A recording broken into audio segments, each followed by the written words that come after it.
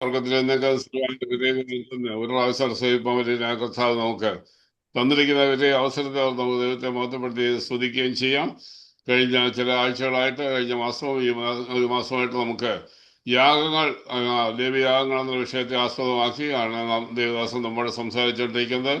കഴിഞ്ഞ ആഴ്ച നാം കേട്ടതായ വിഷയം ഭോജനയാഗം എന്നുള്ള വിഷയമാണല്ലോ. ഭോജനയാഗത്തിൽ പ്രധാനമായിട്ട് 4 കാര്യങ്ങളാണ് ചേർക്കുന്നതായിട്ട് കാണുവാനായി കഴിയുന്നുണ്ട്. 1 നേരിയ മാവ്, 2 എണ്ണ, 3 കുന്തിരുക്കം, 4 ഉപ്പ്. ഇങ്ങനെ 4 കാര്യങ്ങൾ നമുക്ക് കാണുവാനായി കഴിയുന്നുണ്ട്. ഇത് നമുക്ക് മനസ്സിലാക്കാനായി നേരിയ മാവ് കാണിക്കുന്നത് നമ്മുടെ കർത്താവിന്റെ പരിശുദ്ധിയാണ്. അതുപോലെ എണ്ണ പരിശുദ്ധാത്മാവിന്റെ നിറവിനെ കാണിക്കുന്നത് നമ്മുടെ കർത്താവായ യേശു ക്രിസ്തുവിനാണ് കാണിക്കുന്നത്. അഭിഷേകതയിലും ആ വിഷയങ്ങളൊക്കെ നാം ചിന്തിക്കേണ്ടായി. അടുത്ത കുന്തിരിക്കം, അത് തീ സൗരിപ്പമായിട്ട് നമുക്ക് കാണാനായി കഴിയുന്നുണ്ട്. അർത്ഥാത് ദൈവത്തിന്റെ അത്ഭുത പ്രവൃത്തികളെല്ലാം നമുക്കവിടെ കാണാനായി കഴിയുന്നത്. പിന്നീട് നാം കാണുന്നത് ഉപ്പാണ്. ഉപ്പ് എന്ന സാധാരണ പ്രധാനമായിട്ട് അനേക ഗുണങ്ങളുണ്ടെങ്കിലും പ്രധാനമായിട്ട് ഉപ്പ് രുചി കൂട്ടുവാനായിട്ട് ചേർക്കുന്നതായിട്ട് കാണാനായി കഴിയുന്നു. അതുപോലെ ജീർണത, അതുപോലെ സാധനങ്ങൾ കേടുകൂടാതിരിക്കാനായിട്ട് നമുക്ക് ഉപയോഗിക്കുന്നതായിട്ട് കാണുവാനായി കഴിയുന്നതൊക്കെ നമ്മൾ കാണിക്കുന്നത് നമ്മുടെ കർത്താവായ യേശു ക്രിസ്തുവിന്റെ നേരിടായിട്ടാണ് കാണുവാനായി കഴിയുന്നത്. പിന്നീട് പുളിപ്പ് പാടില്ല, അത് നാം കാണുന്നുണ്ട്. അത് ജീവിതത്തിന്റെ അശുദ്ധി, അത് ദുരിതപേക്ഷയുള്ള കാര്യങ്ങളാണ്. പിന്നീട് തേൻ ഉപയോഗിക്കാൻ പാടില്ല, അത് കാണുന്നുണ്ട്. അത് ആത്മപ്രശംസയെ കാണിക്കുന്നതായിട്ട് നമുക്ക് കാണുന്നത്. നീളം, ആത്മപ്രശംസ, ഇങ്ങനെയുള്ള കാര്യങ്ങളാണ്. ആകെ നമ്മെ തന്നെ ദൈവസന്നിധി താഴ്ത്തിക്കൊണ്ട്, കുശവന്റെ കളിമണ്ണ് പോലെ നമ്മെ തന്നെ ദൈവസന്നിധി താഴ്ത്തിക്കൊണ്ട് നമുക്ക് ഓരോരുത്തർക്കും ദൈവസന്നിധിയിലായിരിക്കാൻ കർത്താവെ അടിച്ചണവേണ്ടി കേൾക്കുന്നതായ ആ പ്രാർത്ഥന കൊണ്ട് നമുക്ക് ഏവർക്കും ഇരിക്കാം. ദൈവനാമം വാഴ്ത്തപ്പെടാറായിട്ട് ഇപ്പോൾ ദേവദാസൻ നമ്മോട് സംസാരിക്കുന്നതായിരിക്കും. ഓവർട്ട് ബ്രദർ സാംസകരിയ. സ്തോത്രം. വീണ്ടും നമുക്ക് ഈ ബുധനാഴ്ച ദൈവസന്നിധിയില് ആയിരിക്കുവാൻ ദൈവം തന്ന അവസരത്തെ ഓർത്ത് ദൈവത്തെ മഹത്വപ്പെടുത്തുന്നു. കഴിഞ്ഞ പകലിൽ നമുക്ക് ദൈവം വേണ്ട എല്ലാ ക്ഷേമവും നൽകി. എൻ്റെ കണ്ണിന്റെ പ്രയാസവും ആശ്വാസവും ഉണ്ട്. ഇന്ന് ഡോക്ടറെ കാണാൻ പോയിരുന്നു. മുറിവ് കരിഞ്ഞിട്ടുണ്ട്. സൗഖ്യത്തോടെ ആയിരിക്കുന്നു എന്ന് അറിയിക്കുന്നതിൽ സന്തോഷമുണ്ട്. പ്രാർത്ഥനയിൽ ഓർത്ത് എല്ലാ ദൈവ മക്കൾക്കും പ്രത്യേകം നന്ദി അറിയിക്കുകയാണ്. കഴിഞ്ഞ ആഴ്ചത്തെ ക്ലാസ്സിനെ സംബന്ധിച്ചുള്ള ഒരു റിവ്യൂ നമ്മൾ ചുരുക്കമായിട്ട് കേൾക്കുകയുണ്ടായി. നാം ഇപ്പോൾ 2 യാഗങ്ങളെ സംബന്ധിച്ച് പഠിച്ചു. ഏറെക്കുറെ ഒരു ധാരണ, പൊതുവിൽ നമുക്കൊരു ധാരണ ലഭിച്ചിട്ടുണ്ട്. ഒന്നാമത്തേത് ഹോമയാഗം.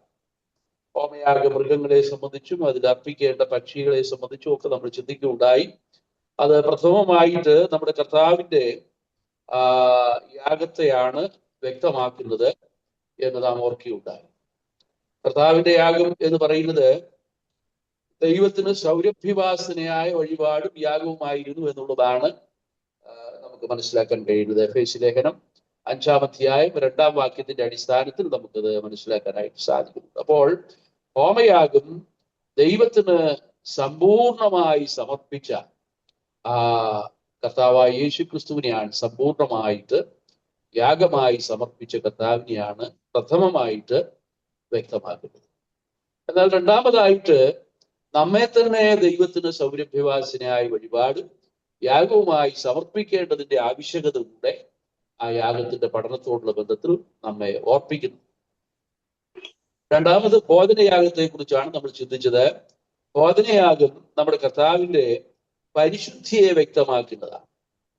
നമ്മുടെ കർത്താവ് പരിശുദ്ധൻ എന്ന് പറയുമ്പോൾ പാപമില്ലാത്തവൻ എന്ന നിലയിൽ നമ്മുടെ കർത്താവിനെ മാത്രമേ നമുക്ക് കാണുവാനായിട്ട് കഴിയുള്ളൂ. അവനിൽ പാപം ഇല്ല. പാപമില്ല എന്ന് മാത്രമല്ല, അവൻ പാപം ചെയ്തിട്ടില്ല. അതുമാത്രമല്ല, അവൻ പാപം അറിഞ്ഞിട്ടുമില്ല. ഈ 3 പ്രസ്താവനകൾ അപ്പോസ്തലനായ പത്രോസിന്റെയും പൗലോസിന്റെയും യോഹന്നാന്റെയും ലേഖനത്തിലൂടെ നമുക്ക് കാണാനായിട്ട് കഴിയുന്നു. എബ്രായ ലേഖനത്തിലും പവിത്രൻ, നിർദോഷൻ, നിർമ്മലൻ, പാപികളോട് വേർപെട്ടവൻ, സ്വർഗത്തെക്കാൾ ഉന്നതനായി തീർന്നവൻ എന്ന നിലയിൽ നമുക്ക് നമ്മുടെ കർത്താവിനെ കാണുവാനായിട്ട് സാധിക്കുന്നുണ്ട്. അപ്പോൾ പിതാവാം ദൈവത്തിന് സമ്പൂർണമായി സമർപ്പിക്കപ്പെട്ട കർത്താവിനെ ഹോമയാഗം വെളിപ്പെടുത്തുന്നുവെങ്കിൽ, ഭോജനയാഗം കർത്താവായ യേശു ക്രിസ്തുവിന്റെ പരിശുദ്ധിയുടെ നിഷ്പാപ അവസ്ഥയെ വ്യക്തമാക്കുന്നതാണ്. അതാണ് നാം ഇപ്പോൾ ഓർത്തത്. നേരിയ മാവ്, കുന്തിരുക്കം, എണ്ണ, ഉപ്പ്, ഈ 3 വസ്തുക്കളാണ് ഭോജനയാഗത്തിന് ഉപയോഗിക്കുന്നത്. അത് രക്തം ചൊരിഞ്ഞിട്ടല്ലാതെ വിമോചനം ഇല്ല എന്ന് പറയുമ്പോൾ തന്നെ ഇതൊരു രക്തരഹിത യാഗമാണ്. ഇവിടെ ഈ ഭോജനയാഗത്തിൽ മൃഗങ്ങളുടെ രക്തം ഒഴിക്കപ്പെടുന്നില്ലെങ്കിലും ഈ ഭോജനയാഗം അർപ്പിക്കേണ്ടത്, അത് നമ്മൾ സമാധാനയാഗത്തെ കുറിച്ച് പഠിക്കുമ്പോൾ ഭോജനയാഗം സമാധാനയാഗത്തോടുകൂടെ അർപ്പിക്കാം എന്നുള്ളതിനെ സംബന്ധിച്ച് നമുക്ക് കാണുവാനായിട്ട് കഴിയുന്നുണ്ട്. അപ്പോൾ ഭോജനയാഗം ത്തെക്കുറിച്ച് ഒറ്റ വാക്കിൽ പറഞ്ഞാൽ നേരിയമാവാകുന്ന പരിശുദ്ധമായ ജീവിതത്തോട് പരിശുദ്ധാത്മാവാകുന്ന എണ്ണയും സൗരഭ്യം തൂകുന്ന കുന്തിരിക്കവും രുചി നൽകുന്ന ഉപ്പും ചേർത്ത് ദൈവത്തിനായി സമ്പൂർണമായി സമർപ്പിക്കപ്പെട്ട ഒരു ജീവിതമാണ് ഭോജനയാഗ ജീവിതം എന്ന് നമുക്ക് ചുരുക്കമായിട്ട് ഒറ്റ വാക്കിൽ ഭോജനയാഗത്തെ കുറിച്ച് പറയാനായിട്ട് സാധിക്കും. നമ്മുടെ സമയം ചുരുക്കമായതുകൊണ്ട് ഇന്ന് നമുക്ക് മൂന്നാമത്തെ യാഗത്തെ സംബന്ധിച്ചാണ് ചിന്തിക്കുവാനായിട്ട് പോകുന്നത്. മൂന്നാമത്തെ യാഗത്തെ സംബന്ധിച്ച് ലേവ്യ പുസ്തകം 3-ാം അധ്യായത്തിലാണ് പ്രധാനമായിട്ട് രേഖപ്പെടുത്തിയിരിക്കുന്നത്. 3-ാം അധ്യായത്തിൽ നമുക്കത് മുഴുവനായിട്ട് 3-ാം അധ്യായത്തിൽ വായിക്കുവാനായിട്ട് കഴിയുന്നുണ്ട്. എന്നാൽ അത് മൃഗങ്ങളുടെ വ്യത്യാസം അവിടെ നമുക്ക് കാണാൻ കഴിയുന്നുണ്ട്. മൃഗങ്ങളിൽ ആണാകട്ടെ പെണ്ണാകട്ടെ, അത് കാളയാകാം, അത് ആടാകാം, ആടെന്ന് പറയുമ്പോൾ ചെമ്മരിയാടാകാം, അത് കോലാടാകാം, ഇതിനെ യാഗമായിട്ട് അർപ്പിക്കാം എന്നാണ് നമുക്ക് കാണാൻ കഴിയുന്നത്. അതിൻ്റെ ഒരു വിശദീകരണം നമുക്ക് ബൈബിളിൽ നിന്ന് ഗ്രഹിക്കത്തക്ക നിലയിൽ 3-ാം അധ്യായത്തിന്റെ 1 മുതൽ 5 വരെയുള്ള വാക്യങ്ങൾ നമുക്കൊന്ന് വായിച്ചു കേൾക്കാം. Leviticus chapter 3 verse 1 to 5. ഒരുവന്റെ വഴിപാട് സമാധാനയാഗം ആകുന്നുവെങ്കിൽ കന്നുകാലികളിൽ ഒന്നിനെ അർപ്പിക്കുന്നതാകയാൽ ആണാകട്ടെ പെണ്ണാകട്ടെ ഊനമില്ലാത്തതിനെ അവൻ യഹോവയുടെ സന്നിധിയിൽ അർപ്പിക്കണം.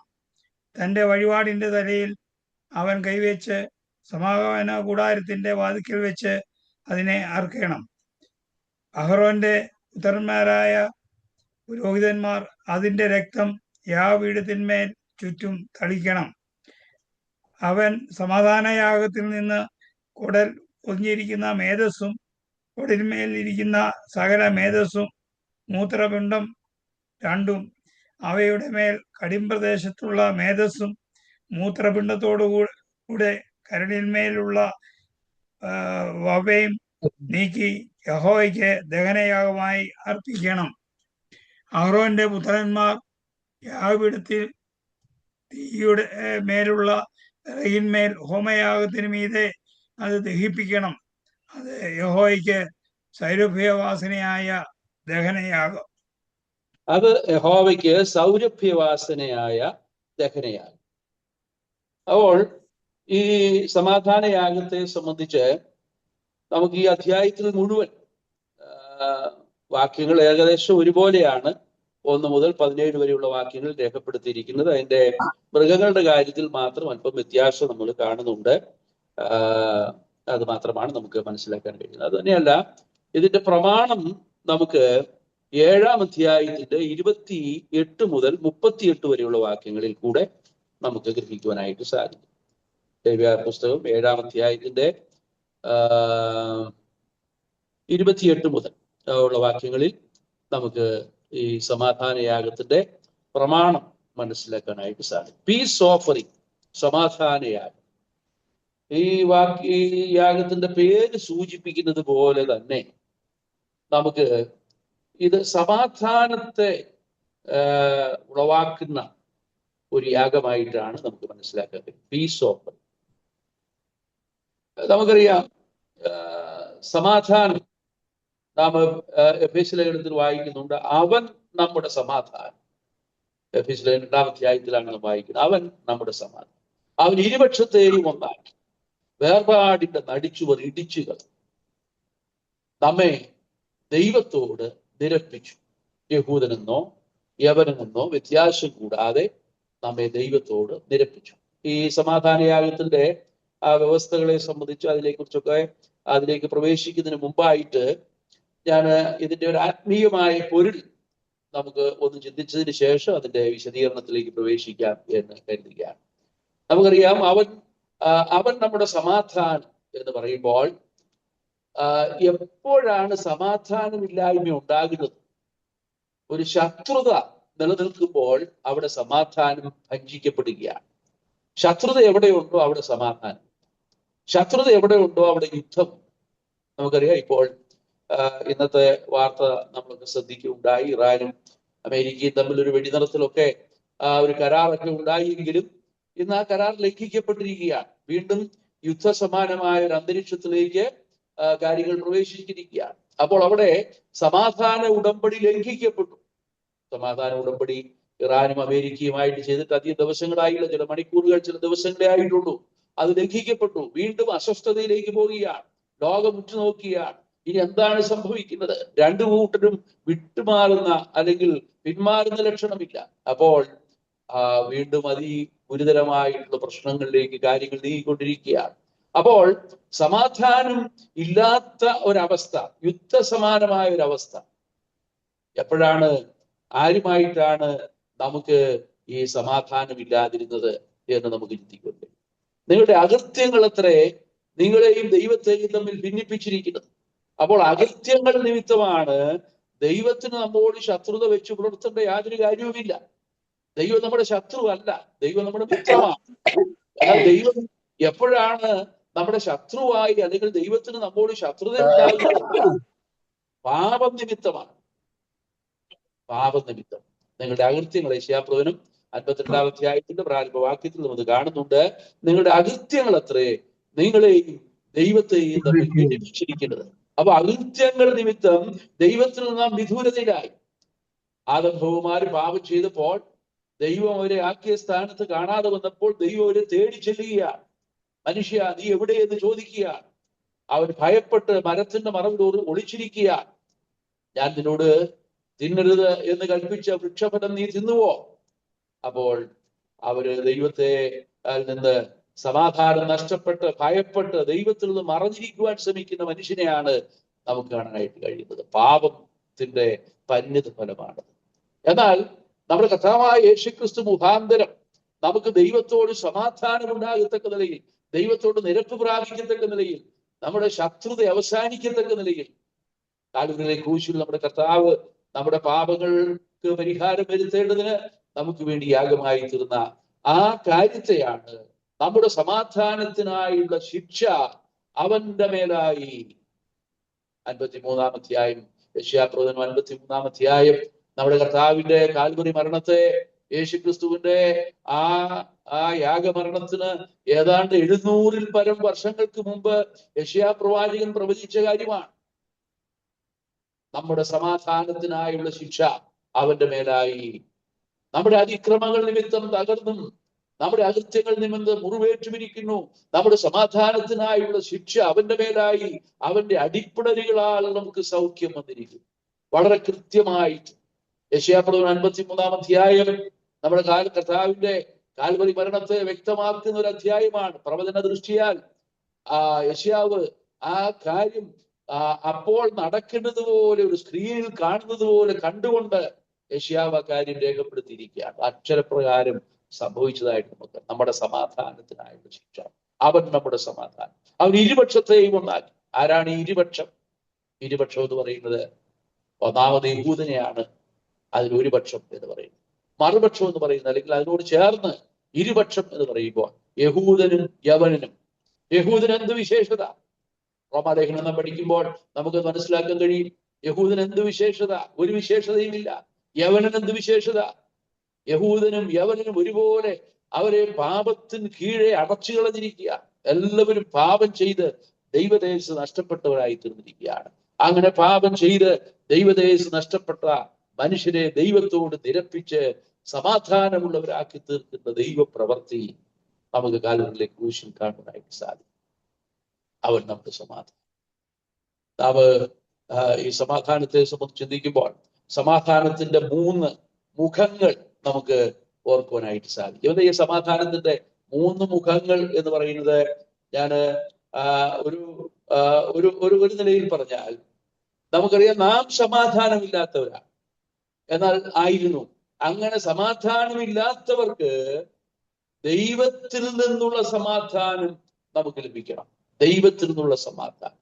ദൈവത്തിൽ നിന്നുള്ള സമാധാനം എന്ന് പറയുന്നത് അത് സകല ബുദ്ധിയെയും കവിയുന്ന ദൈവസമാധാനമാണ്. സകല ബുദ്ധിയെയും. അത് മനുഷ്യൻ വിചാരപ്പെടുന്നതിനോടുള്ള ബന്ധത്തിൽ അപ്പോസ്തലനായ പൗലോസ് ഫിലിപ്പി ലേഖനത്തിൽ രേഖപ്പെടുത്തിയിരിക്കുന്ന ഒന്നിനെക്കുറിച്ചും വിചാരപ്പെടരുത്. നിങ്ങളുടെ ആവശ്യങ്ങൾ സ്തോത്രത്തോടുകൂടെ ദൈവത്തോട് അറിയിക്കത്രേ വേണ്ടത്. എന്നാൽ സകല ബുദ്ധിയെയും കവിയുന്ന ദൈവസമാധാനം നിങ്ങളുടെ ഹൃദയങ്ങളെയും നിലവുകളെയും ക്രിസ്തുയേശുവിൽ കാക്കും. സകല ബുദ്ധിയെയും കവിയുന്ന ദൈവസമാധാനം. ഒരു ദൈവപൈതൽ അനുഭവിക്കുന്ന സമാധാനം എന്ന് പറയുന്നത് മാനുഷികമായ വാക്കുകളാൽ പറയുവാൻ വർണ്ണിക്കുവാൻ കഴിയാത്ത സമാധാനമാണ് ഒരു ദൈവപൈതൽ അനുഭവിക്കുന്നത്. നാം ശത്രുക്കളായി റോമാലേഖനം നാം പഠിക്കുമ്പോൾ, റോമാലേഖനം 5-ാം അധ്യായത്തിൽ നാം അത് വ്യക്തമായിട്ട് വായിക്കുന്നുണ്ട്. നാം ശത്രുക്കളായിരിക്കുമ്പോൾ തന്നെ, നാം ബലഹീനരായിരിക്കുമ്പോൾ തന്നെ, നാം പാപികളായിരിക്കുമ്പോൾ തന്നെ, നാം അഭക്തരായിരിക്കുമ്പോൾ തന്നെ ക്രിസ്തു തക്ക സമയത്ത് അഭക്തർക്ക് വേണ്ടി മരിച്ചു. ക്രിസ്തുവോ നാം പാപികളായിരിക്കുമ്പോൾ തന്നെ നമുക്ക് വേണ്ടി മരിക്കയാൽ ദൈവം തനിക്ക് നമ്മോടുള്ള സ്നേഹത്തെ പ്രദർശിപ്പിക്കും. ശത്രുക്കളായിരുന്ന നമ്മെ, പാപികളായിരുന്ന നമ്മെ, അഭക്തരായിരുന്ന നമ്മെ, ബലഹീനരായിരുന്ന നമ്മെ രക്ഷിക്കുവാൻ ദൈവത്തിന് പ്രസാദം തോന്നി. അവൻ നമ്മുടെ സമാധാനം. നമുക്കറിയാം, ഒന്ന്, ദൈവസമാധാനം നമ്മുടെ ഉള്ളത്തിൽ ഉണ്ടാകണമെങ്കിൽ ദൈവത്തോട് നിരപ്പുണ്ടാകണം, ദൈവത്തോട് സമാധാനം ഉണ്ടാകണം. എങ്ങനെയാണ് ഒരു വ്യക്തിക്ക് ദൈവത്തോട് സമാധാനം ഉണ്ടാകുന്നത്? റോമാലേഖനം 5-ാം അധ്യായം 1-ാം വാക്യത്തിൽ ഇത് വായിക്കുന്നുണ്ട്. വിശ്വാസത്താൽ നീതീകരിക്കപ്പെട്ടിട്ട് നമ്മുടെ കർത്താവായ യേശു ക്രിസ്തു മൂലം നമുക്ക് ദൈവത്തോട് സമാധാനമുണ്ട്. ദൈവത്തോടുള്ള സമാധാനം യേശു ക്രിസ്തുവിലൂടെ നമുക്ക് ലഭിക്കുകയാണ്. വിശ്വാസത്താലുള്ള നീതീകരണത്തിന്റെ ഫലമാണ് ദൈവത്തോടുള്ള സമാധാനം എന്ന് പറയുന്നത്. ഒരു പാപിയെ സംബന്ധിച്ചോളം ആ പാപിയുടെ മനസ്സിൽ, പാപിയുടെ ഹൃദയത്തിൽ, തെറ്റിയത് ഒരു വ്യക്തിയുടെ ഹൃദയത്തിൽ എപ്പോഴും കുറ്റബോധമുണ്ട്. കുറ്റമുള്ളൊരു മനസ്സാക്ഷിയാണ്. ഞാൻ പാപം ചെയ്തു, ഞാൻ തെറ്റ് ചെയ്തു, എന്റെ പാപം ആര് ക്ഷമിക്കും, എന്റെ പാപത്തിന് എങ്ങനെ മോചനം ലഭിക്കും? ഒരു പാപിയുടെ ഹൃദയം എപ്പോഴും പാപമോചനത്തിന് വേണ്ടി തേങ്ങിക്കൊണ്ടിരിക്കുകയാണ്. കടഭാരമുള്ള ഒരു വ്യക്തി, ആ കടഭാരമുള്ള വ്യക്തിക്ക് എപ്പോഴും ഉള്ള ചിന്ത, ഈ കടം ആര് വീട്ടും? ഈ കടം എങ്ങനെ വീട്ടും? ഇതിനെങ്ങനെ പരിഹാരം ലഭിക്കും? ഈ കടത്തിൽ നിന്ന് എങ്ങനെ മോചനം ലഭിക്കും എന്നുള്ളത് പോലെയാണ്. പാപത്തിന് എങ്ങനെ പരിഹാരം ലഭിക്കും? എങ്ങനെ പാപമോചനം ലഭിക്കും? എങ്ങനെ സമാധാനം ലഭിക്കും? കുറ്റമുള്ള മനസാക്ഷിയോടുകൂടെ ജീവിക്കുന്ന ഒരു മനുഷ്യനെ സംബന്ധിച്ചോളം അവൻ പാപമോചനത്തിന് വേണ്ടി പലയിടങ്ങളിൽ അന്വേഷിച്ചു പോവുകയാണ്. അവന് പാപമോചനം ആവശ്യമാണ്. പരദേശി മോക്ഷയാത്ര എന്ന് പറയുന്ന ഒരു പുസ്തകം വിശ്വപ്രസിദ്ധമാണ്. പിൽഗ്രിംസ് പ്രോഗ്രസ് പുസ്തകം വായിച്ചിട്ടുള്ളവരുണ്ടായിരിക്കാം, അത് കണ്ടിട്ടുള്ളവരുണ്ടായിരിക്കാം. ജോൺ ബനിയൻ എന്ന് പറയുന്ന ഒരു വ്യക്തി താൻ ജയിലിൽ കിടന്നുകൊണ്ട് എഴുതിയ ഒരു ക്രിസ്ത്യൻ നോവലാണ്. ആ നോവല് ബൈബിൾ കഴിഞ്ഞാൽ ഏറ്റവും അധികം പ്രചാരം സിദ്ധിച്ചിട്ടുള്ളൊരു ക്രിസ്ത്യൻ നോവലായിട്ടാണ് ഇതിനെ നമുക്ക് മനസ്സിലാക്കാൻ കഴിയുന്നത്. അതിന്റെ ഇതിവൃത്തം എന്ന് പറയുന്നത്, ഒരു മനുഷ്യൻ തന്റെ തോളിൽ വലിയൊരു ഭാണ്ഡവുമായിട്ട്, ആ ഭാണ്ഡം എന്ന് പറയുന്നത് തനിക്ക് എടുക്കാൻ കഴിയാത്ത ഒരു ചുമടാണ്. അതിന് പാപഭാര ചുമടാണ്. ആ മനുഷ്യൻ ക്രിസ്ത്യാനി എന്നാണ് അവനെ കുറിച്ച് പറയുന്നത്. അവൻ ആ പാപഭാര ചുമടുമായിട്ട് ഇങ്ങനെ മുമ്പോട്ട് യാത്ര ചെയ്യുകയാണ്, മോക്ഷയാത്രയാണ്. ഈ പാപഭാരം ഒന്ന് ഇറക്കി വെച്ചെങ്കിൽ മാത്രമേ അവന് ഫ്രീ ആയിട്ട് മുമ്പോട്ട് പോകാൻ കഴിയുള്ളൂ. അവൻ അങ്ങനെ പോകുന്ന ആ യാത്രയിൽ പലവിധ തടസ്സങ്ങളെ അഭിമുഖീകരിക്കേണ്ടതായിട്ടുണ്ട്. പല നിലയിലുള്ള പ്രതികൂലങ്ങള്, പല നിലയിലുള്ള നിരാശകള് അവൻ അഭിമുഖീകരിക്കേണ്ടതായിട്ട് വന്നിട്ടുണ്ട്. എന്നാൽ അവന് ഈ പാപഭാര ചുമട് അവന് മാറുവാനായിട്ട് ഒരു അവസരം ലഭിച്ചു എന്ന് പറയുന്നത് കാൽവറി മലയുടെ അടിവാരത്തിലേക്ക് ചെല്ലുമ്പോൾ, ആ കാൽവറി മലയിൽ ആ ദർശനം, ക്രൂശിന്റെ ദർശനം അവൻ ലഭിക്കുക. ആ ക്രൂശിന്റെ ദർശനം ലഭിക്കുമ്പോൾ അവന്റെ മുതുകിൽ കെട്ടിവെച്ചിരുന്ന ആ വലിയ ഭാണ്ഡം, ആ പാപത്തിന്റെ ചുമട് അവന്റെ തോളിൽ നിന്ന്, അവന്റെ മുതുകിൽ നിന്ന് ഒഴിഞ്ഞു പോവുകയാണ്. അവൻ താഴേക്ക് നോക്കുമ്പോൾ ആ മലയുടെ അടിവാരത്തിലേക്ക് അവന്റെ മുതുകിൽ കെട്ടിവെച്ചിരുന്ന ഈ പാണ്ഡക്കെട്ട്, ഈ പാപത്തിന്റെ ചുമട് അഴിഞ്ഞു പോകുന്നതായിട്ട് അവൻ അനുഭവപ്പെടുകയാണ്. ക്രിസ്ത്യാനി പരദേശി മോക്ഷയാത്ര. അവൻ മോക്ഷപുരിയെ യാത്രയാക്കി മുമ്പോട്ട് മോക്ഷപുരി ലക്ഷ്യമാക്കി യാത്ര ചെയ്യുകയാണ്. അങ്ങനെ ദൈവത്തോട് സമാധാനമുള്ള വ്യക്തിയായി മാറുകയാണ്. കർത്താവായ യേശു ക്രിസ്തുവിൽ കൂടെ നമുക്ക് സമാധാനം ലഭിക്കുവാൻ, ഒന്ന് ദൈവ സമാധാനം നമ്മൾ അനുഭവിക്കണമെങ്കിൽ വിശ്വാസത്താലുള്ള നീതീകരണം നമുക്ക് ലഭിച്ചിരിക്കണം. അങ്ങനെ ദൈവത്തോട് സമാധാനം പ്രാപിക്കണം. ദൈവത്തോട് സമാധാനം പ്രാപിച്ചവർക്കാണ് ദൈവ സമാധാനത്തോടു കൂടെ ജീവിക്കുവാനായിട്ട് കഴിയുന്നത്. ആ ദൈവ സമാധാനം എന്ന് പറയുന്നത് സകല ബുദ്ധിയെയും കവിയുന്ന ദൈവ സമാധാനം. നമ്മുടെ ഉള്ളിൽ നമുക്ക് ലഭിച്ചിരിക്കുന്ന സമാധാനം എന്ന് പറയുന്നത് ഒരു നദി പോലെ ഒഴുകുന്നതാണ് ഈ സമാധാനം എന്ന് പറയുന്നത്. യിരെമ്യാ പ്രവചനത്തിൽ അങ്ങനെ ഒരു വാക്യമുണ്ട്: നീ എന്റെ വചനങ്ങളെ പ്രമാണിച്ചിരുന്നെങ്കിൽ ഞാൻ എന്റെ സമാധാനം നദി പോലെ ഒഴുക്കുമായിരുന്നു എന്ന് നാം യിരെമ്യാ പ്രവചനത്തിൽ വായിക്കുന്നുണ്ട്. നീ എന്റെ കൽപ്പനകളെ പ്രമാണിച്ചിരുന്നുവെങ്കിൽ നദി പോലെ ഒഴുകുന്ന സമാധാനം നിനക്ക് അനുഭവമാക്കുവാൻ കഴിയുമായിരുന്നു. അപ്പോൾ ആ ദൈവ സമാധാനം ഒഴുകുന്നതാണ്, അത് മറ്റുള്ളവരിലേക്ക് വ്യാപിക്കുന്നതാണ്. അപ്പോൾ ദൈവത്തോട് സമാധാനം പ്രാപിച്ചവരുടെ ഉള്ളിൽ ദൈവ സമാധാനമുണ്ടെന്ന് മാത്രമല്ല, ആ സമാധാനം മറ്റുള്ളവരിലേക്കും പകരുവാനായിട്ട് ഇടയായി. യഥാർത്ഥ സമാധാനം ലഭിച്ച ഒരു വ്യക്തിക്ക് മാത്രമേ മറ്റുള്ളവർക്ക് സമാധാനം നൽകുവാനായിട്ട് കഴിയുള്ളൂ. നാം സമാധാനത്തിന്റെ സന്ദേശവാഹകരാണ്. കഴിയുമെങ്കിൽ എല്ലാവരോടും സമാധാനം ആചരിപ്പി എന്നുള്ള വചനമാണ് നമുക്ക് ലഭിച്ചിരിക്കുന്നത്. സമാധാനം ആചരിക്കുക എന്ന്, സമാധാനം ആചരിപ്പാൻ ഉത്സാഹിക്കുക എന്നാണ് നാം തിരുവെഴുത്തിൽ വായിക്കുന്നത്. അപ്പോൾ ദൈവിക സമാധാനത്തിന്റെ ആ അനുഭവസ്ഥരായി തീർന്ന നമുക്ക് ഈ സമാധാനയാഗം എന്ന് പറയുന്നത് പാപികളായ നമുക്ക് ദൈവത്തോട് സമാധാനം ഉണ്ടാകത്തക്ക നിലയിൽ നമ്മെ ദൈവത്തോട് നിരപ്പിച്ച ഒരു യാഗമായിട്ടാണ് നമുക്ക് ഈ സമാധാന യാഗത്തെ കുറിച്ച് പഠിക്കുവാനായിട്ട് സാധിക്കുന്നത്.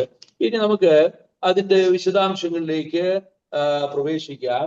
സമാധാന യാഗത്തെ കുറിച്ച് പഠിക്കുമ്പോൾ നമ്മൾ ഇങ്ങനെ വായിക്കുന്നുണ്ട്. യാഗവസ്തുക്കളെ സംബന്ധിച്ച് നാം വായിക്കുന്നത് കന്നുകാലികളിൽ നിന്ന് ഒന്നിനെയാകാം, ആട്ടിൻകൂട്ടത്തിൽ നിന്നുമാകാം. ആട്ടിൻകൂട്ടത്തിൽ എന്ന് പറയുമ്പോൾ അത് ചെമ്പരിയാടോ കോലാടോ ആകാം. അത് ആണാകട്ടെ പെണ്ണാകട്ടെ, ഇത് രണ്ടും ഈ സമാധാന യാഗത്തിൽ ഉപയോഗിക്കുന്നുണ്ട് എന്ന് നമുക്ക് കാണാനായിട്ട് കഴിയുന്നുണ്ട്.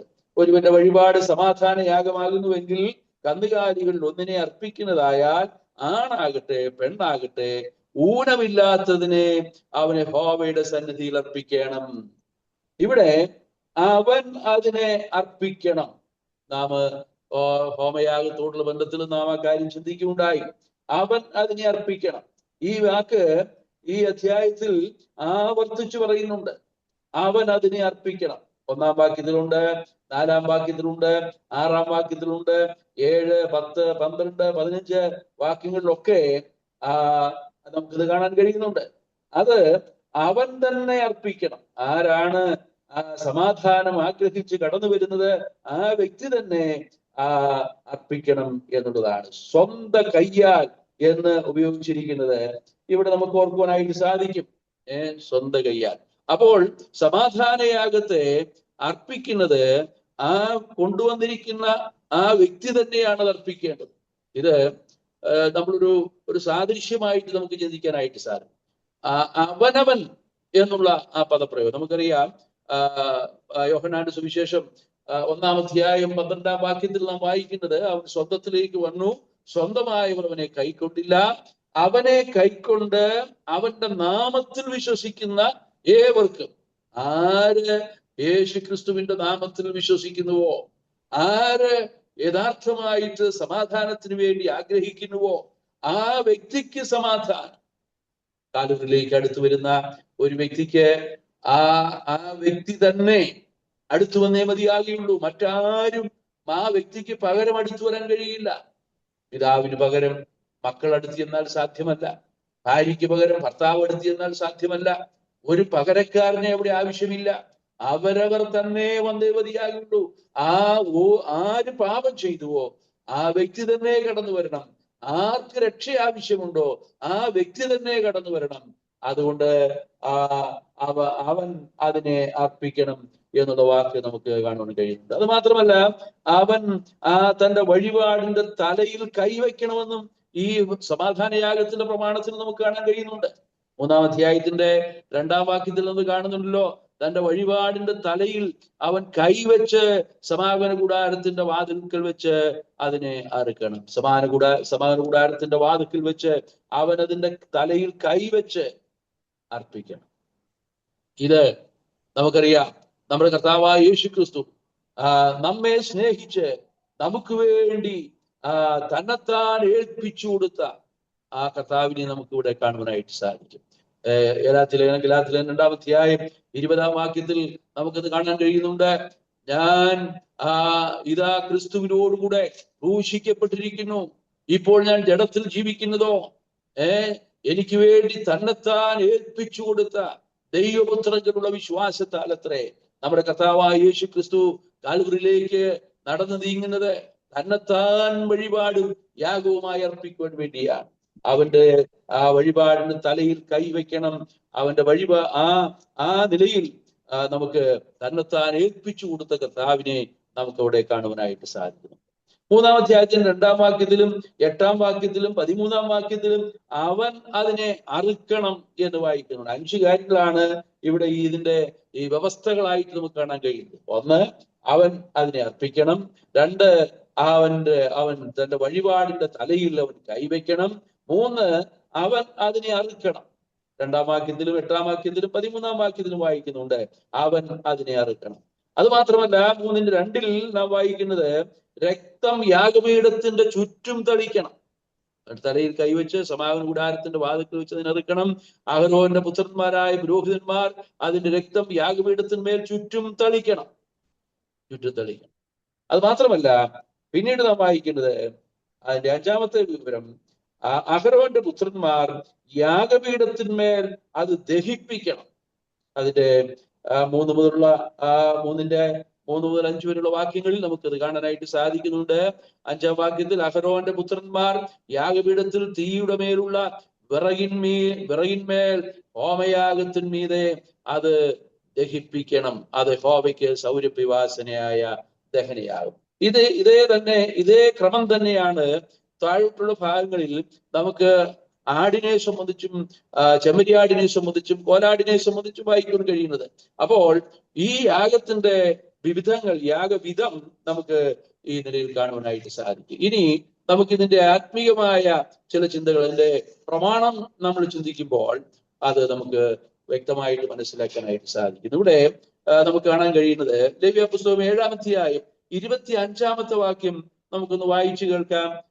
Leviticus chapter 7 verse 25.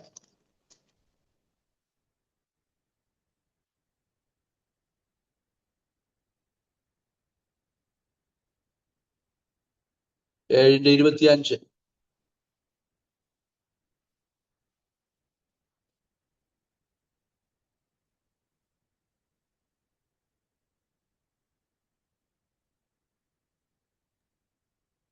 യഹോവയ്ക്ക് ദഹനയാഗമായി അർപ്പിച്ച മൃഗത്തിന്റെ മേധസ് ആരെങ്കിലും തിന്നാൽ അവനെ അവന്റെ ജനത്തിൽ നിന്ന് ഛേദിച്ചു കളയണം. നിങ്ങളുടെ യഹോവയ്ക്ക് ദഹനയാഗമായി അർപ്പിച്ച മൃഗത്തിന്റെ മേധസ് ആരെങ്കിലും തിന്നാൽ അവനെ അവന്റെ ജനത്തിൽ നിന്ന് ഛേദിച്ചു കളയണം. ഇവിടെ ഈ സമാധാനയാഗത്തെ സംബന്ധിച്ച് പഠിക്കുമ്പോൾ ഒരു പ്രധാനമായിട്ടുള്ള വ്യവസ്ഥ എന്ന് പറയുന്നത്, ഈ സമാധാനയാഗമായിട്ട് അർപ്പിക്കുന്ന മൃഗത്തിന്റെ മേധസ് മുഴുവനും, മേധസ് എന്ന് പറയുന്നത് അതിനെക്കുറിച്ച് നമ്മൾ പഠിച്ചാൽ, ഈ ഒരു മൃഗത്തിന് ഒരു മൃഗത്തിനാകട്ടെ മനുഷ്യനാകട്ടെ നമ്മുടെ ശരീരത്തിൽ കൊഴുപ്പുണ്ട്, മേധസ്. ആ കൊഴുപ്പ് എന്ന് പറയുന്നത് നമ്മുടെ ശരീരത്തിന് സൗന്ദര്യം നൽകുന്ന ഒന്നാണ്. അതിന് നമുക്ക് ചൈതന്യം നൽകുന്ന, ഓജസ് നൽകുന്ന ഒന്നാണ് ഈ മേധസ് എന്ന് പറയുന്നത്. അപ്പൊ ഒരു മൃഗത്തെ സംബന്ധിച്ചോളം ആ മൃഗത്തെ യാഗമായിട്ട് അർപ്പിക്കുമ്പോൾ അത് ഊനമില്ലാത്തതായിരിക്കണം. അത് ലക്ഷണമൊത്തത് എന്ന് വെച്ചാൽ എല്ലാ നിലയിലും ഊനമില്ലാത്ത ഒന്നിനെയാണ് യാഗമായിട്ട് അർപ്പിക്കുന്നത്. നല്ല തടിപ്പിച്ച മൃഗം എന്ന് നമ്മൾ പറയുമല്ലോ, എന്ന് പറഞ്ഞാൽ അതിനെ ഭംഗിയായിട്ട് തീറ്റ കൊടുത്ത് ഭംഗിയായി അതിനെ വളർത്തി ഒരു ഊനവുമില്ലാത്ത ഒരു മൃഗം നല്ല ആ മൃഗം യാഗമായിട്ട് യാഗപീഠത്തിലേക്ക് വരുമ്പോൾ ആ യാഗമായിട്ട് അർപ്പിക്കുവാൻ കൊണ്ടുവന്ന മൃഗത്തെ കണ്ടാൽ ആരും ഒന്ന് നോക്കും. അത്ര ആകാര സൗഷ്ഠവുമുള്ള കൊഴുത്ത് മെഴുത്ത നല്ല ഓജസ്സുള്ള നല്ല ചൈതന്യമുള്ള ഒരു മൃഗത്തെയാണ് ഈ യാഗപീഠത്തിലേക്ക് കൊണ്ടുവരുന്നത്. അതിന്റെ മേധസ് മുഴുവനും യാഗപീഠത്തിൽ ദഹിപ്പിക്കണം. അതാണ് വ്യവസ്ഥ. ആ യാഗപീഠത്തിൽ അതിന്റെ മേധസ് മുഴുവൻ ദഹിപ്പിക്കുകയും, അത് മാത്രമല്ല ആരെങ്കിലും അതിന്റെ മേധസ് ഭക്ഷിച്ചാൽ അവനെ ജഡത്തിന്റെ ഇടയിൽ നിന്ന് ഛേദിച്ചു കളയണം എന്ന് പറഞ്ഞാൽ മേധസ് മുഴുവൻ ദൈവത്തിന് അർപ്പിക്കേണ്ടതാണ്. ഇവിടെ നമുക്ക് വലിയൊരു പാഠം, ഒരു വലിയ ആത്മീയ പാഠം നമുക്ക് പഠിക്കാനായിട്ട്. കയീനും ഹാബേലും ദൈവത്തിന് യാഗമർപ്പിക്കുവാൻ പോയി. കയീനും ഹാബേലും ദൈവത്തിന് യാഗമർപ്പിക്കാൻ പോയെങ്കിലും കയീന്റെ യാഗത്തിൽ ദൈവം പ്രസാദിച്ചില്ല, ഹാബേലിന്റെ യാഗത്തിൽ ദൈവം പ്രസാദിച്ചു. എന്തുകൊണ്ടാണ് ഹാബേലിന്റെ യാഗത്തിൽ പ്രസാദിച്ചത്? എന്തുകൊണ്ടാണ് കയീന്റെ യാഗത്തിൽ പ്രസാദിക്കാതിരുന്നത്? കയീൻ അർപ്പിച്ച യാഗത്തിൽ മേധസ്സില്ലായിരുന്നു, കയീൻ അർപ്പിച്ച യാഗത്തിൽ രക്തമില്ലായിരുന്നു. എന്നാൽ ഹാബേല് യാഗമർപ്പിക്കുമ്പോൾ ആട്ടിൻകൂട്ടത്തിൽ കടിഞ്ഞൂലുകളിൽ ഒന്നിനെ എന്ത് ചെയ്തു? മേധസ്സുള്ളതിനെ തന്നെ യാഗമർപ്പിച്ചു എന്ന് അവിടെ പ്രത്യേകമായിട്ട് രേഖപ്പെടുത്തിയിട്ടുണ്ട്. അല്ലേ? ഉൽപ്പത്തി പുസ്തകം 4-ാം അധ്യായം 4-ാം വാക്യം നമുക്കൊന്ന് ശ്രദ്ധിക്കാം. ഹാബേലും ആട്ടിൻകൂട്ടത്തിലെ കടിഞ്ഞൂലുകളിൽ നിന്ന് അവയുടെ മേധസ്സിൽ നിന്ന് തന്നെ ഒരു വഴിപാട് കൊണ്ടുവന്നു. യഹോവ ഹാബേലിലും അവന്റെ വഴിപാടിലും പ്രസാദിച്ചു. മേധസ് ദൈവത്തിനുള്ളതാണ്. ഹോമയാഗത്തിൽ പൂർണ്ണമായിട്ടും നാം അത് ചിന്തിക്കുകയുണ്ടായി, അത് പൂർണ്ണമായിട്ടും യാഗപീഠത്തിൽ ദഹിപ്പിക്കുക. എന്നാൽ സമാധാനയാഗത്തിൽ അല്പം വ്യത്യാസമുണ്ട്, അത് നമ്മൾ പഠിക്കാൻ പോവുക. സമാധാനയാഗത്തിൽ മേധസ് പൂർണ്ണമായിട്ടും യാഗപീഠത്തിൽ ദഹിപ്പിക്കണം. അത് പ്രത്യേക പ്രമാണം വെച്ചിരിക്കുക എന്ന് പറഞ്ഞാൽ അതിൽ നിന്ന് നമുക്ക് ഗ്രഹിക്കാൻ കഴിയുന്നത്, മലാഖിയുടെ കാലത്ത് മേധസ്സില്ലാത്തതിനെ, ഊനം ഉള്ളതിനെ, തള്ളയെ, ദീനം പിടിച്ചതിനെ, ചാകാറായതിനെ ഒക്കെ യാഗമർപ്പിച്ചു. നിന്റെ ദേശാധിപതിക്ക് ഇതിനെ അർപ്പിച്ചാൽ അവൻ അതിന് പ്രസാദിക്കുമോ എന്ന് ദൈവം മലാഖിയുടെ കാലത്ത് ഇസ്രായേൽ ജനത്തോട് ചോദിക്കും. ഊനമുള്ളതിനെ അർപ്പിക്കുക, മേധസ്സില്ലാത്തതിനെ അർപ്പിക്കുക, ദീനം പിടിച്ചതിനെ അർപ്പിക്കുക. ദൈവത്തിന് അർപ്പിക്കുന്നത് എപ്പോഴും ഊനമില്ലാത്തത്. ഞാനിത് പറയുമ്പോൾ ഈ യാഗങ്ങളെ സംബന്ധിച്ച് ക്ലാസ് എടുക്കുമ്പോൾ ചില വർഷങ്ങൾക്ക് മുമ്പ് ബദനി അസംബ്ലിയിലാണ് തോന്നുന്നു ഞാൻ ഈ വിഷയം ഒരു 3-4 ദിവസം ചില വർഷങ്ങൾക്ക് മുമ്പ് അവരുടെ ക്ഷണം സ്വീകരിച്ച് അവിടെ വരികയും ക്ലാസ് എടുക്കുകയും ചെയ്ത് ഒരുപക്ഷെ ചിലരെങ്കിലും ആ ക്ലാസ്സിൽ അറ്റൻഡ് ചെയ്ത് ഓർമ്മയുണ്ടായിരിക്കും. ഞാൻ ഈ വിഷയം വളരെ വ്യക്തമായിട്ട് പറഞ്ഞു. അപ്പോൾ എനിക്കന്ന് ട്രാൻസ്ലേറ്റ് ചെയ്ത ഒരു സഹോദരൻ, അല്പം തടിച്ച ഒരു സഹോദരൻ, ഞാൻ ക്ലാസ് എടുത്തുകൊണ്ടിരിക്കുമ്പോൾ മേധസ് പൂർണ്ണമായി ദൈവത്തിന് അർപ്പിക്കണം എന്ന് പറഞ്ഞപ്പോൾ ആ സഹോദരന് എനിക്ക് ട്രാൻസ്ലേറ്റ് ചെയ്തുകൊണ്ടിരിക്കുകയാണ്. അദ്ദേഹം പറഞ്ഞു, ഞാനും എന്നെ തന്നെ സമ്പൂർണമായി ദൈവത്തിനായി സമർപ്പിക്കും എന്ന് പറഞ്ഞാൽ മേധസ് നമുക്ക് ഓജസ് തരുന്നത്, നമുക്ക് ചൈതന്യം തരുന്നത്, നമുക്ക് ബലം തരുന്നത്, ബലം ദൈവത്തിനുള്ളത് എന്ന് ദൈവം ഒരിക്കൽ അരുളി ചെയ്തു. ഞാൻ 2 പ്രാവശ്യം കേട്ടുമിരിക്കുന്നു. ദൈവത്തിന് അർപ്പിക്കുന്നത് ഊനമുള്ളതിനെ അർപ്പിക്കുന്ന ഒരു നിലവാരം. നമ്മുടെ ആത്മീയ നിലവാരം എങ്ങനെ ഇരിക്കുന്നു എന്ന് നമുക്ക് നമ്മെ തന്നെ ശോധന ചെയ്യാനായിട്ട് സാധിക്കും. ദൈവത്തിന് നാം അർപ്പിക്കുന്നത് എങ്ങനെയുള്ളതാണ്? ഊനമുള്ളതിനെയല്ലേ. സ്തോത്രകാഴ്ച പാത്രത്തിൽ സാധാരണ കാണുന്നത് പണ്ടൊക്കെ 10-ന്റെ 25-ന്റെയും 50-ന്റെയും പൈസയുടെ തുട്ടുകളായിരുന്നെങ്കിൽ ആ സ്ഥിതിക്ക് മാറ്റം വന്നിട്ടുണ്ട്. ഇന്ന് 10 രൂപ നോട്ടുകൾ പല സ്തോത്രകാഴ്ച സജ്ജികളിലും 10-ന്റെയോ 20-ന്റെയോ നോട്ടുകൾ വീഴുന്നത് സാധാരണയായി ശ്രദ്ധിക്കാൻ കഴിയും. അതിലൊരു വ്യത്യാസം ഉണ്ടായിരിക്കും. ഞാൻ പറയട്ടെ പ്രിയപ്പെട്ടവരെ, നമുക്ക് എന്തുകൊണ്ട് വിലപിടിപ്പുള്ളതിനെ ദൈവത്തിന് സമർപ്പിക്കുവാനായിട്ട് കഴിയുന്നില്ല? നാം സ്നേഹിക്കുന്നതിനെ എന്തുകൊണ്ട് ദൈവത്തിന് അർപ്പിക്കുവാൻ കഴിയുന്നില്ല? ദൈവം അബ്രഹാമിനോട് പറയുന്നത്, അബ്രഹാമേ, നീ സ്നേഹിക്കുന്ന നിന്റെ ഏകജാതനായ മകനെ മോറിയാമലയിൽ യാഗം കഴിക്കണം. നീ സ്നേഹിക്കുന്നതിനെ, നിന്റെ ഏകജാതനായ മകനെ. അബ്രഹാമിന് വേണമെങ്കിൽ മറ്റൊരു മകനുണ്ട്, ആസിയിൽ ജനിച്ച ഇസ്മായിലുണ്ട്. ആ ഇസ്മായിലിനെ ആയിരിക്കും ദൈവം യാഗം കഴിക്കാൻ പറഞ്ഞതെന്ന് വേണമെങ്കിൽ ചിന്തിക്കാമായിരുന്നു. പക്ഷെ അങ്ങനെയല്ല, നീ സ്നേഹിക്കുന്ന നിന്റെ ഏകജാതനായ മകനെ. അപ്പോൾ നാം എന്തിനെ സ്നേഹിക്കുന്നു അതിനെ ദൈവത്തിന് അർപ്പിക്കുവാൻ നമുക്ക് മനസ്സുണ്ടോ? നാം നമ്മുടെ ശരീരത്തെ സ്നേഹിക്കുന്നെങ്കിൽ, നാം നമ്മുടെ ധനത്തെ സ്നേഹിക്കുന്നെങ്കിൽ, നാം നമ്മുടെ ആരോഗ്യത്തെ സ്നേഹിക്കുന്നെങ്കിൽ, നാം നമ്മുടെ സമ്പത്തിനെ സ്നേഹിക്കുന്നെങ്കിൽ, നാം നമുക്ക് ഈ ഭൗതികമായിട്ട് നമുക്ക് എന്തുണ്ടോ അതിനെ നാം സ്നേഹിക്കുന്നെങ്കിൽ അത് ദൈവത്തിനുള്ളതാണ്, ദൈവത്തിന് അർപ്പിക്കേണ്ടതാണ്. നമ്മുടെ ആരോഗ്യം ദൈവത്തിന്റെ ദാനമാണ്, നമ്മുടെ ആരോഗ്യം ദൈവത്തിന് സമർപ്പിക്കാം. നമ്മുടെ സൗന്ദര്യം ദൈവത്തിന്റെ ദാനമാണ്, അത് ദൈവത്തിന് സമർപ്പിക്കാം. നമ്മുടെ ധനം ദൈവം നമുക്ക് നൽകിയതാണ്, അത് ദൈവത്തിന് സമർപ്പിക്കാം. നമ്മെ തന്നെ ദൈവത്തിന് സമർപ്പിക്കുക. നീ സ്നേഹിക്കുന്നതിനെ ദൈവത്തിന്, മേധസ് സമ്പൂർണമായി ദൈവത്തിന് ദഹിപ്പിക്കുകയാണ്. ഓജസ്സും തേജസ്സും ചൈതന്യവും ഉള്ളത് അത് സമ്പൂർണമായി ദൈവത്തിന് ഏൽപ്പിച്ചു കൊടുക്കുന്ന ഒരു സമർപ്പണമാണ് സമാധാനയാഗത്തോടുള്ള ബന്ധത്തിൽ നമുക്ക് ആവശ്യമായിരിക്കും.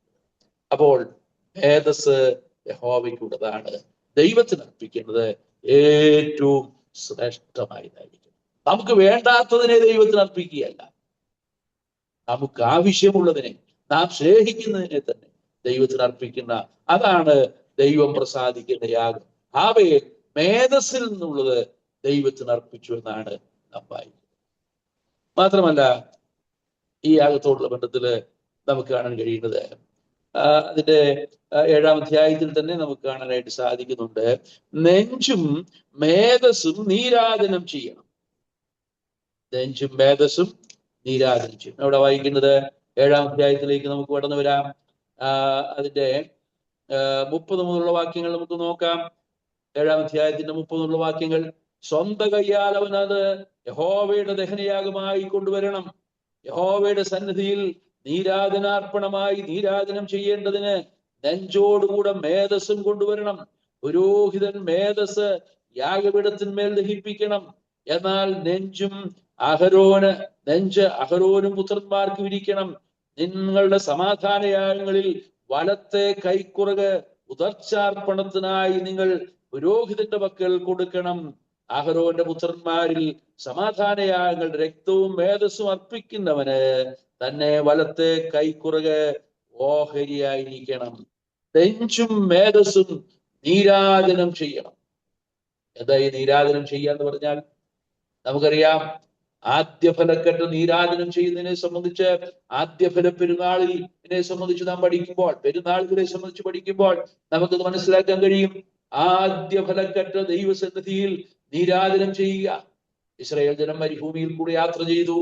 നീണ്ട 40 വർഷവും മരുഭൂമിയിൽ കൂടെ യാത്ര ചെയ്തപ്പോൾ അവർക്ക് സ്വന്തമായിട്ട് വിളവ് എടുക്കുവാനോ കൃഷി ചെയ്യുവാനോ ഒന്നും കഴിയുമായിരുന്നില്ല. അവർക്ക് ദൈവം നൽകിയ മന്നയായിരുന്നു അവരുടെ ഭക്ഷണം എന്ന് പറയുന്നത്. ആ നിലയിൽ അവർക്ക് മിസ്രയീമിൽ നിന്ന് യാത്ര പുറപ്പെട്ട് മരുഭൂമിയിൽ കൂടെ യാത്ര ചെയ്യുമ്പോൾ യോശുവയുടെ നേതൃത്വത്തിൽ അവർ കനാൻ ദേശത്ത് കടന്നു. കനാൻ ദേശം ഒരു അവകാശമാക്കി അവിടെ കൃഷി ചെയ്ത് അവിടെ കൊയ്ത്തിന്റെ സമയമായപ്പോൾ നാം യോശുവയുടെ പുസ്തകത്തിൽ വായിക്കുന്നുണ്ട്, ആ കൊയ്തെടുത്ത ആദ്യത്തെ കറ്റ ദൈവസന്നിധിയിൽ നീരാജനം ചെയ്യുക. ആദ്യത്തെ കറ്റ വലിയ അർത്ഥമെന്നുണ്ട്. നാം തിരുവചനത്തിൽ വായിക്കുന്ന ആദ്യ ഫലം ക്രിസ്തു, പിന്നെ ക്രിസ്തുവിനുള്ളവർ, അവന്റെ വരവിക്കൽ, പിന്നെ അവസാനം. ആദ്യഫലം പുനരുത്ഥാനത്തിന്റെ നിലയിൽ ആദ്യഫലമായി ക്രിസ്തു ഉയർത്തെഴുന്നേറ്റതിനെ കാണിക്കുന്നതാണ് ആദ്യഫല പെരുന്നാൾ പറയുന്നത്.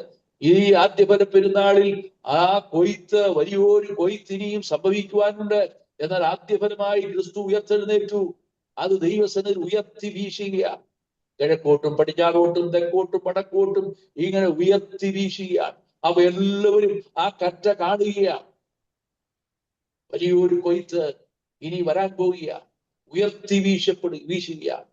ആ കറ്റയെ എല്ലാവരും ശ്രദ്ധിക്കുക. ആദ്യഫല കറ്റയെ എല്ലാവരും ശ്രദ്ധിക്കുക. ഇതാണ് കർത്താവായ യേശുക്രിസ്തു. കർത്താവായ യേശുക്രിസ്തുവിനെ എല്ലാവരും ശ്രദ്ധിക്കും. ഇതാ ഈ സമാധാനയാഗത്തിന്റെ മേധസ് ദൈവസന്നിധിയിൽ നെഞ്ചും മേധസ്സും ഉയർത്തി വീശുന്ന അനുഭവം. അതെല്ലാവരും ശ്രദ്ധിക്കുകയാണ്, ദൈവത്തിന് അർപ്പിക്കുകയാണ്. എന്നാൽ അങ്ങനെ ദൈവത്തിന് നെഞ്ചും മേധസ്സും നീരാജനം ചെയ്യണമെന്ന് മാത്രമല്ല, അതിന്റെ വ്യവസ്ഥയിൽ നാം ഇങ്ങനെ വായിക്കുന്നു, നെഞ്ചും കൈക്കുറകും പുരോഹിതന്റെ ഓഹരിയായിട്ടുണ്ട്. മേധസ് സമ്പൂർണമായി ദഹിപ്പിക്കുക. ഞാനത് ഓർപ്പിക്കുകയുണ്ടായി. എന്നാൽ ദൈവസന്നിധിയിൽ ഉയർത്തി വീശിയ ആ നീരാജനം ചെയ്ത നെഞ്ചും കൈക്കുറകും അത് പുരോഹിതന്റെ ഓഹരിയായി മാറ്റപ്പെടുകയാണ്. പുരോഹിതന്റെ ഓഹരിയായി മാറ്റപ്പെടുകയാണ്. ദൈവജനമേ, നാം മനസ്സിലാക്കണം, ദൈവസന്നിധിയിൽ ഉയർത്തപ്പെട്ട കർത്താവ് നമ്മുടെ പാപങ്ങളുടെ പരിഹാരത്തിന് വേണ്ടി ഉയർത്തെഴുന്നേറ്റ് ആ ഉയർത്തപ്പെട്ട ആദ്യഫലമായി ഉയർത്തെഴുന്നേറ്റ കർത്താവ്, ആ കർത്താവായ യേശു ക്രിസ്തുവിൽ കൂടെ ആ യാഗം അർപ്പിച്ച വ്യക്തിക്കും ആ പുരോഹിതനും പൂർണ്ണമായി മേധസ് അർപ്പിക്കപ്പെട്ടെങ്കിലും നെഞ്ചും കൈക്കുറകും പുരോഹിതന്റെ ഓഹരിയായി മാറുകയാണ്. യാഗം അർപ്പിക്കുന്നവർക്കും അതിനുള്ള ഓഹരി ദൈവം കരുതിയിരിക്കുകയാണ്. ദൈവിക ശുശ്രൂഷ ചെയ്യുന്നവർക്കും ഓഹരിയുണ്ട്. നെഞ്ച് എന്ന് പറയുന്നത് സ്നേഹത്തിന്റെ ഇരിപ്പിടമാണ്. കൈക്കുറക് എന്ന് പറയുന്നത് ബലത്തിന്റെ ഇരിപ്പിടമാണ്. നെഞ്ചും കൈക്കുറകും ദൈവസന്നിധിയിൽ സമർപ്പിച്ചതാണ്, നീരാജനം ചെയ്തതാണ്. അത് പുരോഹിതന്റെ ഓഹരിയായി മാറുകയാണ്. ഒരു പുരോഹിതൻ, ഒരു ശുശ്രൂഷകൻ, ഒരു ആത്മീയ ശുശ്രൂഷകൻ, ദൈവവേല ചെയ്യുന്ന ഒരു വ്യക്തി, അവന് ആ ദൈവസ്നേഹത്തിന്റെ ആഴം മനസ്സിലാക്കണം. സമർപ്പിക്കപ്പെട്ട യാഗത്തിന്റെ ആഴം മനസ്സിലാക്കണം. നെഞ്ച് ദൈവസന്നിധിയിൽ നീരാജനം ചെയ്യപ്പെട്ടതാണ്. കൈക്കുറകും ദൈവസന്നിധി നീരാജനം ചെയ്യപ്പെട്ടതാണ്. യഥാർത്ഥമായി ദൈവസ്നേഹത്താൽ നിറയപ്പെടാത്ത ഒരു ശുശ്രൂഷയും ഫലകരമായി തീരുകയില്ല, ദൈവത്തിന് പ്രസാദകരമായി തീരുകയില്ല. പേരിന് വേണ്ടിയോ പ്രശസ്തിക്ക് വേണ്ടിയോ പണത്തിന് വേണ്ടിയോ ഏത് ശുശ്രൂഷ ചെയ്താലും പേര് വേണ്ടവർക്ക് പേര് കിട്ടും, പണം വേണ്ടവർക്ക് പണം കിട്ടും, പ്രശസ്തി വേണ്ടവർക്ക് പ്രശസ്തി കിട്ടും. ഇതൊക്കെ ഈ കാര്യത്തിലുണ്ട്, ഈ ശുശ്രൂഷയിലുണ്ട്.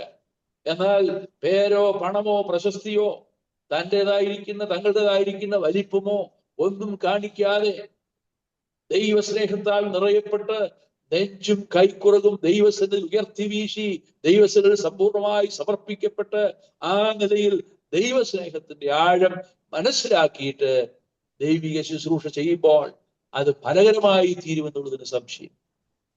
കൈക്കുറകൽ ബലത്തിന്റെ അടയാളമായിട്ടിരിക്കുക. കൈ ബലത്തെ കാണിക്കുന്നതാണ് കൈക്കുറകൽ. അതും പുരോഹിതന്റെ ഓഹരിയാണ്. പുരോഹിതൻ സ്വന്തമായി ആത്മീയമായി ബലപ്പെട്ടെങ്കിൽ മാത്രമേ അവന് ശുശ്രൂഷ ചെയ്യാൻ കഴിയുള്ളൂ. നിരന്തരമായി ചെയ്യേണ്ട ശുശ്രൂഷയാണ്. പട്ടിണി കിടന്നുകൊണ്ടായി ശുശ്രൂഷ ചെയ്യാൻ കഴിയില്ല. അതുകൊണ്ട് നെഞ്ചും കൈക്കുറകും പുരോഹിതന്റെ ഓഹരിയായിട്ട് ദൈവം വേർതിരിച്ചിരിക്കുകയാണ്. ദൈവസ്നേഹത്തിന്റെ ആഴത്തിൽ നിന്ന് ആ ദൈവസ്നേഹത്തെ വ്യക്തമായി മനസ്സിലാക്കി ആ ദൈവശക്തി നമ്മിൽ പ്രവഹിക്കപ്പെട്ട് ദൈവശക്തിയാൽ മാത്രമേ ആത്മീയ ശുശ്രൂഷകൾ ചെയ്യുവാനായിട്ട് സാധിക്കും. കർത്താവിന് വേണ്ടി ഒരു നല്ല ജീവിതം നയിക്കണമെങ്കിൽ, കർത്താവിന് വേണ്ടി ഒരു സമർപ്പിക്കപ്പെട്ട ജീവിതം നയിക്കണമെങ്കിൽ ദൈവസ്നേഹം നമ്മെ നിർബന്ധിക്കണം. അപ്പോസ്തലനായ പൗലോസ് പറഞ്ഞു, സുവിശേഷം അറിയിക്കുന്നില്ലെങ്കിൽ എനിക്ക് അയ്യോ കഷ്ടം. ക്രിസ്തുവിന്റെ സ്നേഹം ഞങ്ങളെ നിർബന്ധിക്കുന്നു. ക്രിസ്തുവിന്റെ സ്നേഹം നെഞ്ച് ദൈവസ്നേഹം സമർപ്പിച്ചതാണെങ്കിൽ, ദൈവസ്നേഹത്തിന്റെ ആഴം മനസ്സിലാക്കിയിട്ടുള്ളതാണെങ്കിൽ നിശ്ചയമായും ആ വ്യക്തിക്ക് വിജയകരമായ ഒരു ക്രിസ്ത്യ ജീവിതം നയിക്കുവാൻ കഴിയും.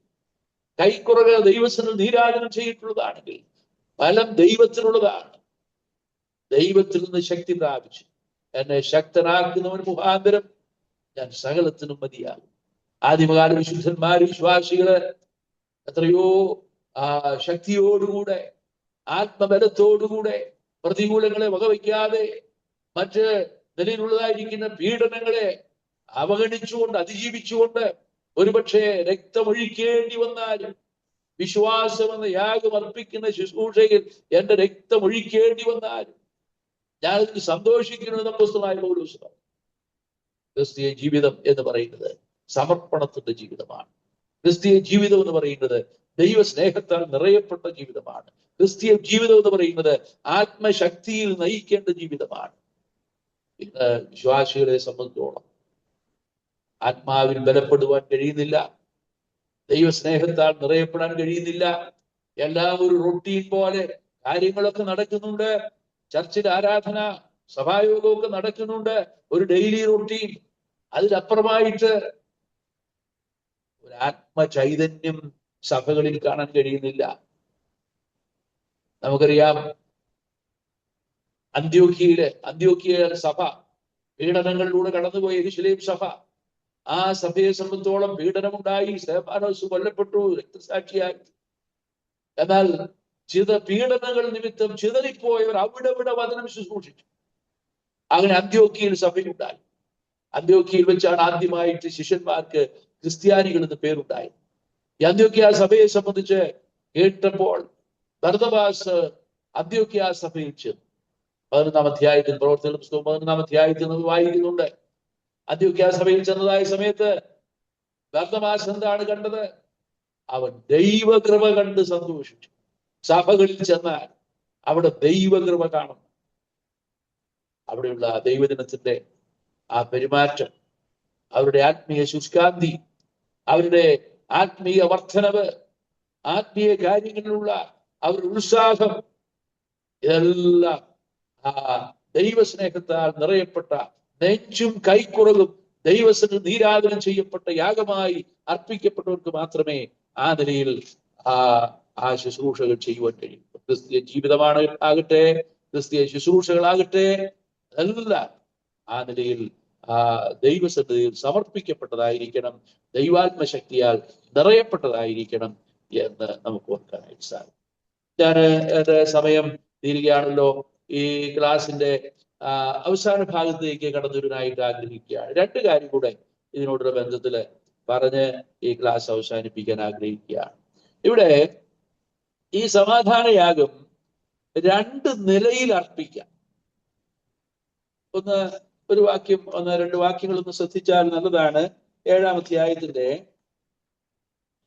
12-ാമത്തെ വാക്യം. യഹോവയ്ക്ക് അർപ്പിക്കുന്ന സമാധാനയാഗത്തിന്റെ പ്രമാണമാവിത്: അതിനെ സ്തോത്രയാഗമായി അർപ്പിക്കുന്നുവെങ്കിൽ അവൻ സ്തോത്രയാഗത്തോടുകൂടെ എണ്ണ ചേർത്ത പുളിപ്പില്ലാത്ത ദോശകളും എണ്ണ പുരട്ടിയ പുളിപ്പില്ലാത്ത വടകളും എണ്ണ ചേർത്ത് കുതിർത്ത നേരിയ മാവ് കൊണ്ടുണ്ടാക്കിയ ദോശകളും അർപ്പിക്കണം. സ്തോത്രമായുള്ള സമാധാനയാഗത്തോടുകൂടെ പുളിച്ച മാവ് കൊണ്ടുള്ള ദോശകളും ബോധനയാഗമായി അർപ്പിക്കണം. ആ എല്ലാ വഴിപാടിലും അതത് വകയിൽ നിന്ന് ഓരോന്ന് യഹോവയ്ക്ക് നീരാജനാർപ്പണമായിട്ട് അർപ്പിക്കണം. അത് സമാധാനയാഗത്തിന്റെ രക്തം തളിക്കുന്ന പുരോഹിതന് ഇരിക്കണം. അതിന്റെ മറ്റൊരു വാക്യം, അതിന്റെ 16-ാമത്തെ വാക്യം, അർപ്പിക്കുന്ന യാഗം ഒരു നേർച്ചയോ സ്വമേധാദാനമോ ആകുന്നുവെങ്കിൽ യാഗമർപ്പിക്കുന്ന ദിവസത്തിൽ തന്നെ അത് തിന്നണം. അതിന് ശേഷിപ്പുള്ളത് പിറ്റേന്നാൾ തിന്നാം. യാഗമാംസത്തിൽ 3-ാം ദിവസം വരെ ശേഷിക്കുന്നത് തീയിലിട്ട് ചുട്ടുകളയണം.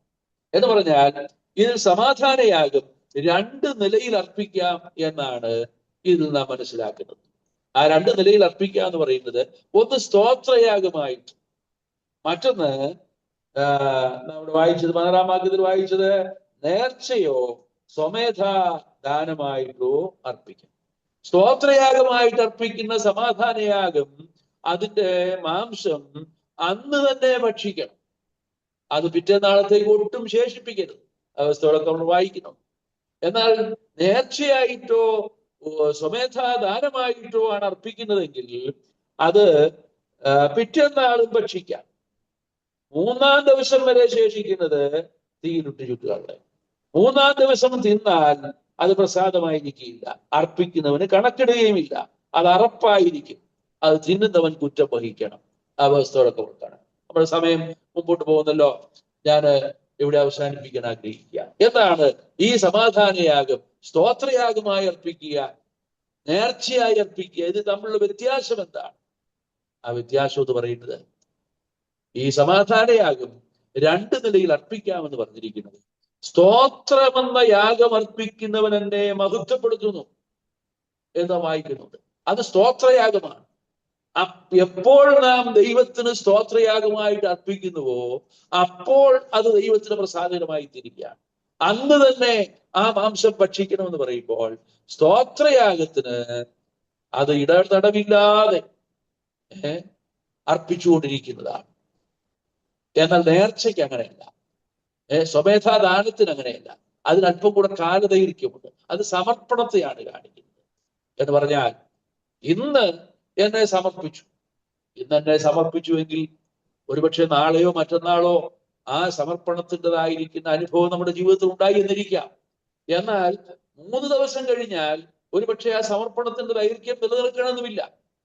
അതുകൊണ്ട് നിങ്ങളുടെ ശരീരങ്ങളെ ജീവനും വിശുദ്ധിയും ദൈവത്തിന് പ്രസാദവുമുള്ള യാഗമായി സമർപ്പിക്കുക എന്ന് പറയുമ്പോൾ ഈ ലോകത്തിന് അനുരൂപരാകാതെ നന്മയും പ്രസാദവും പൂർണ്ണതയുമുള്ള ദൈവഹിതം ഇന്നതെന്ന് തിരിച്ചറിയേണ്ടതിന് മനസ്സ് പുതുക്കി രൂപാന്തരപ്പെട്ടുകൊണ്ടിരിക്കണം, സമർപ്പിക്കപ്പെട്ടുകൊണ്ടിരിക്കണം. അപ്പോൾ സമർപ്പണത്തിന് അല്പം കൂടെ കാലദൈർഘ്യമുണ്ട്, സമയദൈർഘ്യമുണ്ട്. എന്നാൽ സ്തോത്രയാഗം എപ്പോഴൊക്കെ സ്തോത്രയാഗം അർപ്പിക്കുന്നുവോ അപ്പോഴൊക്കെ സ്തോത്രം. ഈ സമാധാനയാഗം 2 നിലയിൽ അർപ്പിക്കാം. സ്തോത്രയാഗമായിട്ടോ സ്വമേധാദാനമായിട്ടോ നേർച്ചയായിട്ടോ അർപ്പിക്കാം എന്ന് പറയുമ്പോൾ നമ്മൾ കർത്താവിന് അർപ്പിക്കുന്ന യാഗം ആഴ്ചവട്ടത്തിന് 1-ാം ദിവസം കർത്താവിനെ ആരാധിക്കുവാനായിട്ട് നമ്മൾ കടന്നുപോയി. കഴിഞ്ഞ ആഴ്ച ആരാധിച്ചു, അതുകൊണ്ട് അടുത്ത ആഴ്ച ആരാധിക്കാൻ പോയില്ലേലും കുഴപ്പമില്ല. ഇന്നലെ സ്തോത്രം പറഞ്ഞത് അതുകൊണ്ട് ഇന്ന് സ്തോത്രം പറഞ്ഞില്ലേലും കുഴപ്പമില്ല എന്നുള്ളതല്ല. നിരന്തരയാഗമാണ്. നിരന്തരമായി സ്തോത്രയാഗം അർപ്പിക്കുകയാണ്.